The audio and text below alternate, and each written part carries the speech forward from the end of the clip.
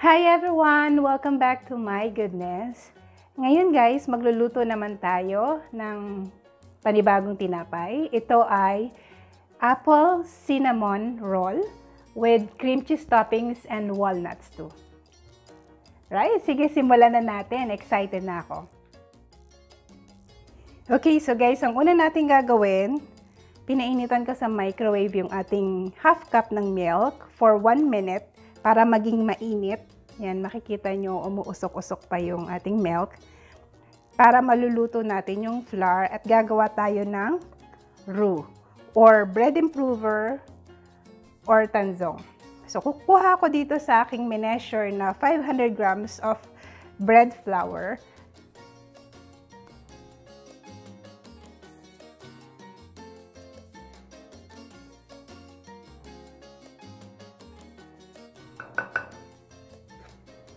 Ayan, so ito yung half cup of bread flour. Ilalagay natin sa milk. Gagawin natin siyang roux. Okay. Alright, and then mix lang natin ito.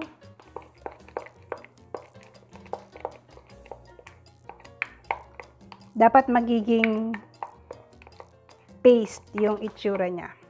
Now, may times na pag naglagay kayo ng flour, parang hindi siya nagiging paste. Medyo liquid. Then, pwede nyo siyang dagdagan ng konti. Wala naman siyang problema. Para mas maging paste. So, yun yung gusto nating ma-achieve.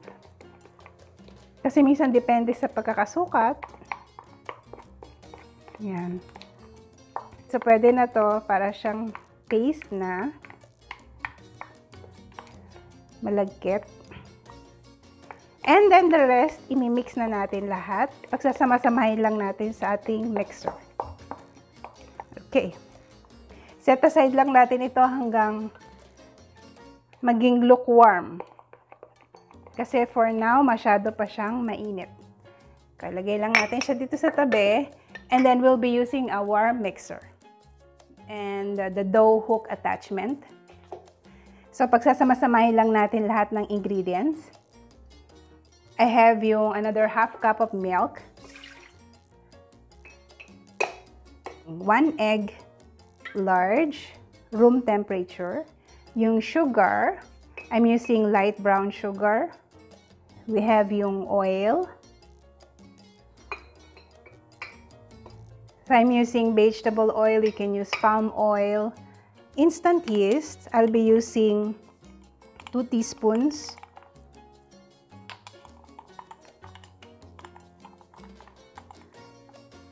Okay, dito ko nilalagay yung yeast ko kapag nilalabas ko siya sa ref. Kumukuha lang ako ng konti from the yeast that I have na nakalagay lang lagi sa ref. Tapos pag magbe-bake ako, naglalagay lang ako dito ng konti at yun ang nilalabas ko. Ginagawa kong room temperature para hindi lahat ay natatanggal sa ref. So, mas na-extend ko yung buhay ng ating yeast. We'll be mixing our bread flour. So, you can also use all-purpose flour on this. So, this is 500 grams. I sifted or sinala ko to ng 1 beses para matanggal yung buo-buo. So, kapag tolerable na yung temperature o yung heat ng ating roux or bread improver, pwede nyo na siyang ihalo.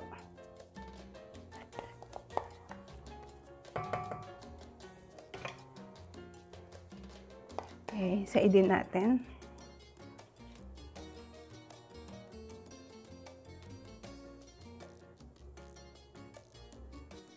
So, yung roux or bread improver na ginagamit natin ay homemade at saka, syempre hindi siya synthetic. Mas healthy. Mas hindi nakakatakot ipakain sa mga anak. Pero kung gagawa kayo for commercial use, then use yung commercial bread improver na hinahalo nyo na lang. Na parang yeast. Okay? Right. So, pwede na to. I-mix lang natin yung ating mga ingredients. Saka natin ilalagay yung ating salt. Mix ko lang siya ng saglit para humalo yung mga ingredients tsaka yung yeast. And then, saka natin ilalagay yung ating salt to make sure na hindi mapapadikit doon sa ating yeast. Kasi ang yeast at yung salt ay magkalaban. So, napapatay ng salt ang ating yeast. Okay. Pag nakikita nyo nagpo-form na, pwede na nyo i-add yung salt. Ayan. Then, lakasan natin. Ilagay natin ng vanilla. This is just 1 tablespoon. Pwede niyong tansyahin na. Okay.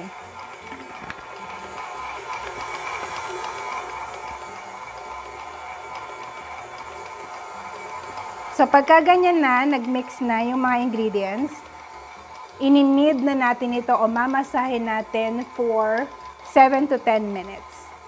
Okay, so balikan ko kayo after. Okay guys, so it's been 7 minutes. Check na natin yung ating dough. Now, if you're doing hand kneading, it should be 15 minutes at least. Check natin. Medyo sticky yung ating dough. Okay lang yun. At stretchable na. So, okay na to. Yan. Okay. So, lipat na natin ito sa ating kneading mat.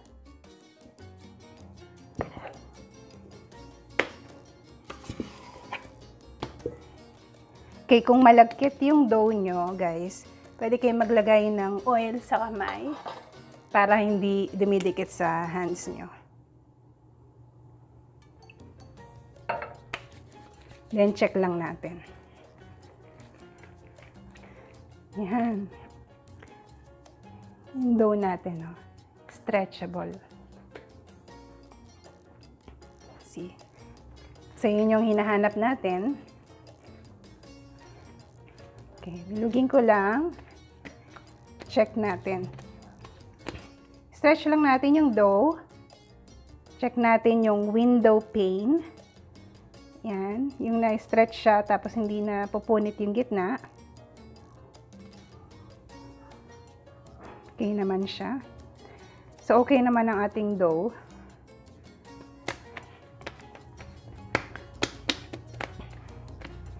And then, of course, makikita natin makinis.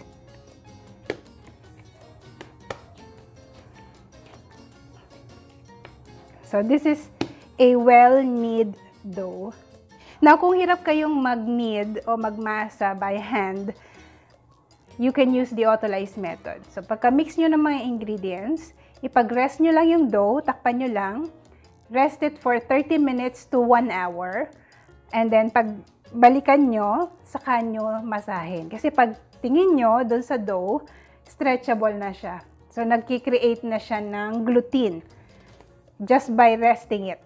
So, that's what we called Autolyze method para hindi kayo hirap na hirap magmasa at pagod na pagod. Okay? Kasi pag hinawakan nyo yung dough nyo nun, malambot na, stretchable, madali lang siyang masahin. Okay, that is kung meron kayong extra time, pero kung nagmamadali kayo, then you have to knead it immediately na. Pero ako, pag nag-hand kneading, I always use yung Autolyze method. So, okay na yung dough natin. Mapapansin nyo rin guys, may mga maliliit na siyang bubbles. Kasi, ibig sabihin, active na yung ating yeast. No?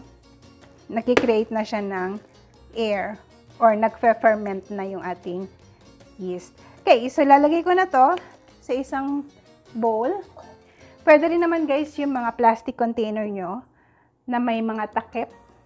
Basta medyo malaki at magkaroon yung dough ng enough space para mag-rise o umalsa. So I have here my bowl. Lagyan ko lang to ng vegetable oil, grease ko. Okay, para hindi mahirapang umalsa yung ating tinapay. Ganon din sa ibabaw ng aking dough. Yan. Para hindi to mag-create ng elephant skin. Nilagay natin dito. So, makikita nyo naman yung size ng ating dough. maliit pa. So, dapat magdoble yung size niya hanggang dito. So, paasahin natin yung ating dough ng 1 oras hanggang 1 oras at kalahati. Pwede rin naman up to 2 hours, pero hindi na dapat sa sobra doon kasi yung gamit nating yeast ay 2 teaspoon, madami-dami yon. So, maglalasang maasim na ito kapag tumatagal ng tumatagal. Okay.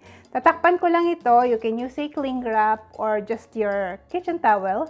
And then, ilagay nyo sa isang space sa kitchen nyo na medyo mainit-init, like sa ibabaw ng mga ref o kaya sa loob ng microwave oven na hindi nakabukas. So, for me, lalagyan ko lang siya ng kitchen towel. And okay na to. Alright, balikan ko kayo pag umalsa na siya. So, while waiting to sa pinapaalsa natin na tinapay, pwede na natin balatan yung ating apples and i-chop natin to ng maninipis. Ito yung gagawin nating filling kasama ng cinnamon. Okay?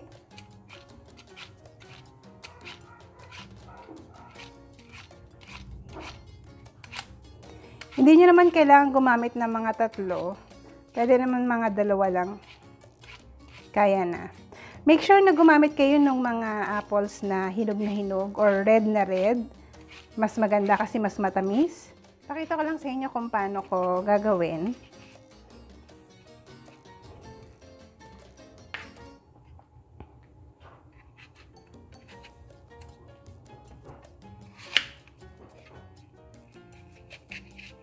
Tanggalin lang natin yung core.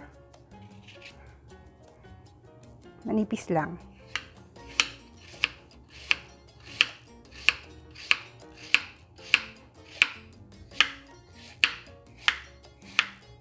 Ayan. So, ganyan lang. Okay. Alright guys, so ito na yung ating dough. Pinaalsa natin to ng 1.5 hours. There.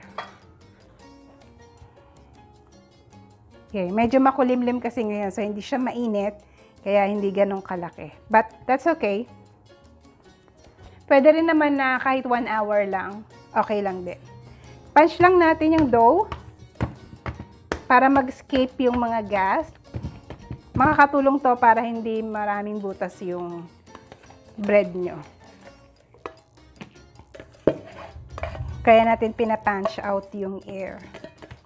So, hatiin lang natin to sa 2.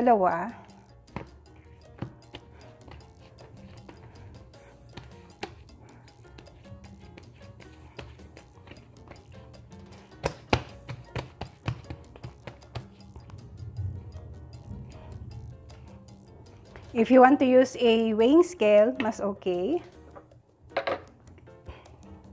Try natin. Check.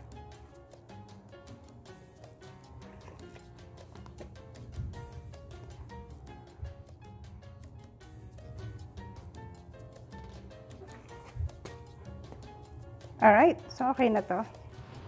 Okay, so guys, i-flatten lang natin yung ating dough.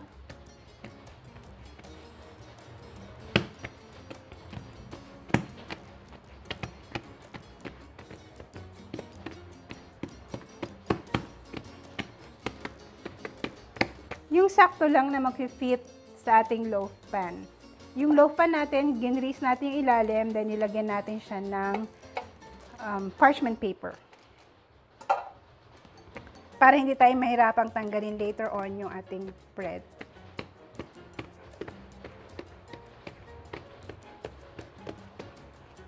So, pahabain lang natin. And then, kukuha lang tayo ng sugar and yung ating cinnamon. So, ako, pwede mo siyang ilagay dito para hindi ka mahirapang mag-sprinkle. Pwede rin naman dito, directly. That's gonna be 1 teaspoon. Kakalat nyo lang.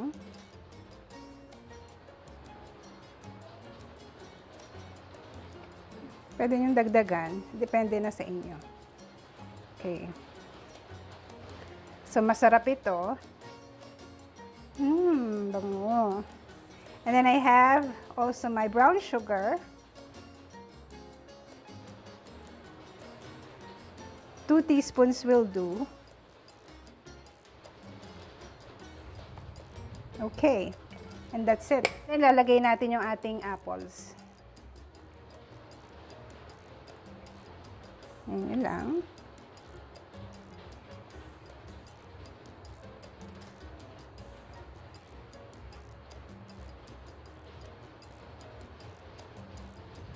Kahit sa gilid, guys, kasi kailangan yan.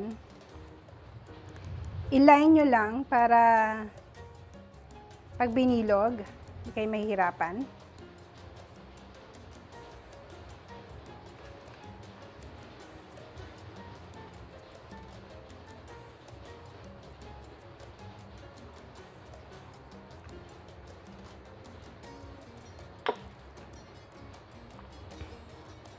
Then, fold na natin.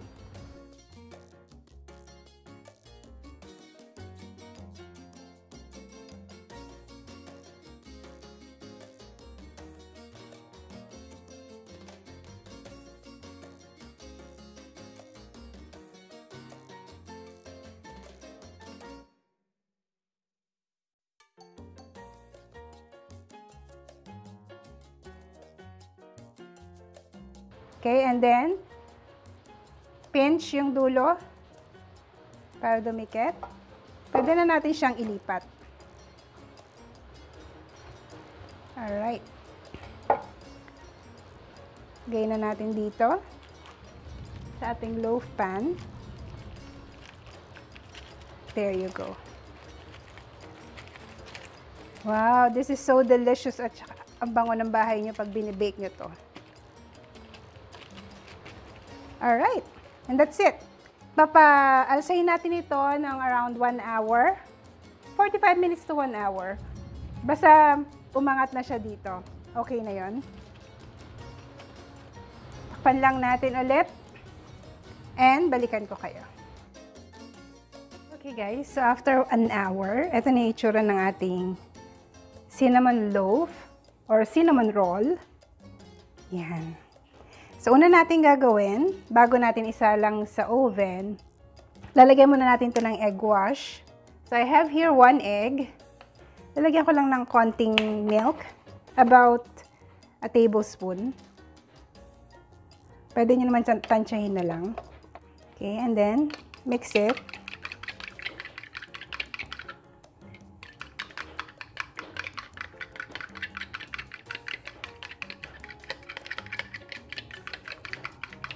Now, yung matitira nito guys, pwede nyong ilagay sa ref, sa chiller, para ma-reuse nyo.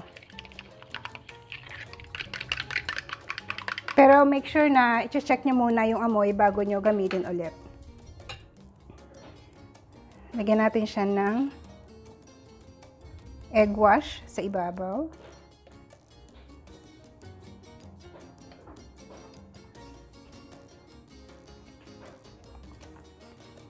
Okay, then ganun din yung isa. I was able to make 2 loaves of this apple cinnamon roll or bread. Then after that, lalagyan natin siya ng walnuts. So these are optional.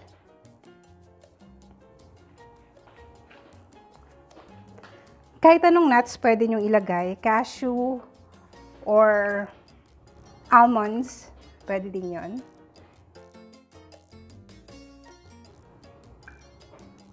There.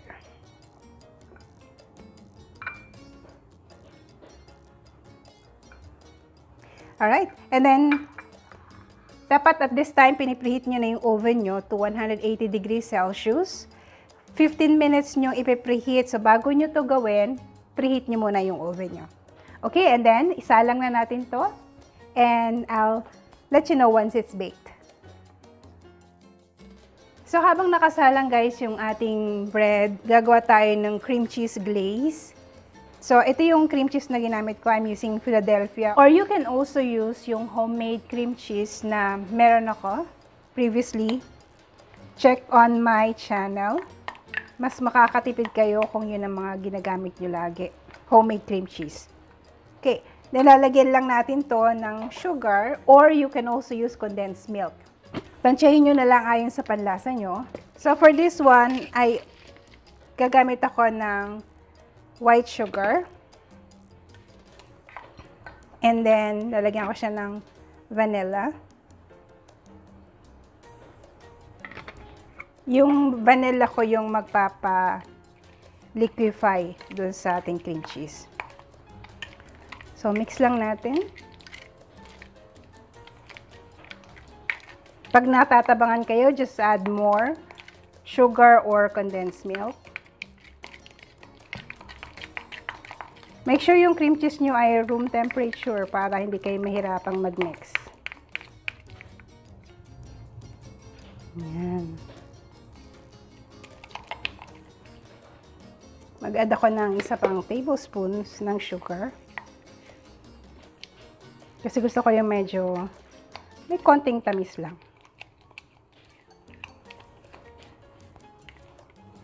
So, tandaan nyo, kung masyadong malapot, pwede kayo magdagdag ng milk or vanilla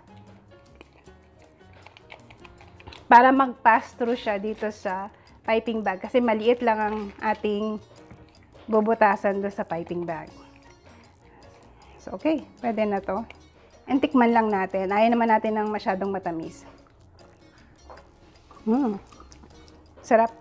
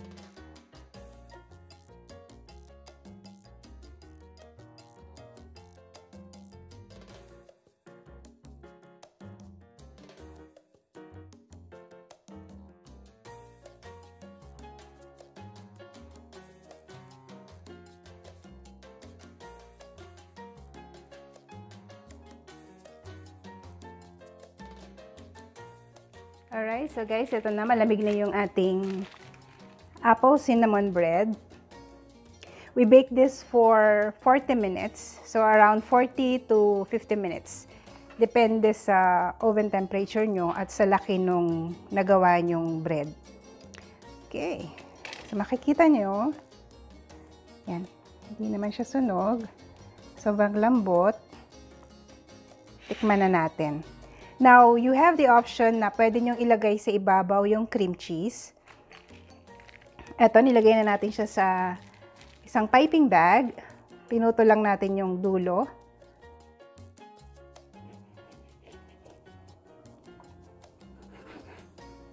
Yan.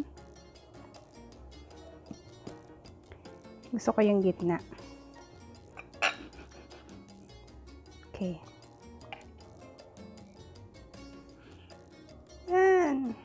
There. Kita niyo yung apple. Ayan siya. Yan. So, usually sinaserve yan na ganito. Pagkatapos i-slice, saka lalagyan ng cream cheese.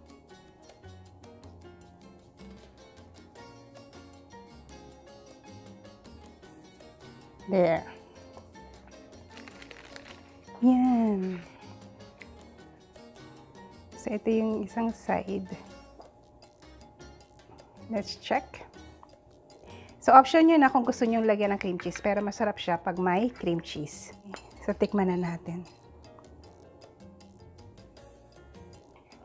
Yan, super soft. Yan.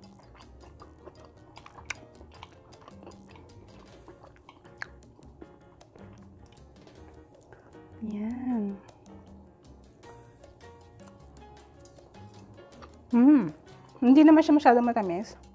Sakto lang.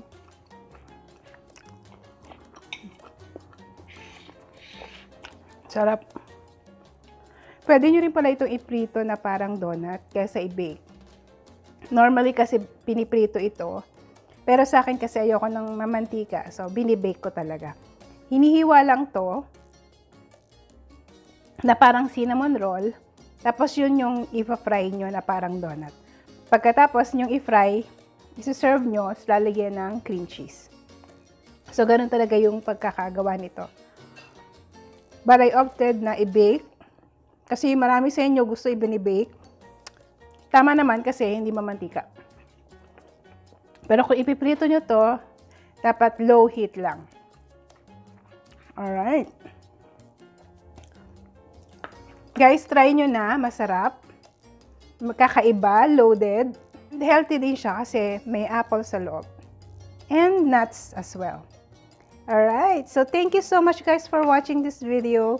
So, itry nyo na sa inyong mga bahay itong ating apple cinnamon loaf bread with cream cheese glaze and walnuts. Have a great day everyone and enjoy your freshly baked bread. Bye!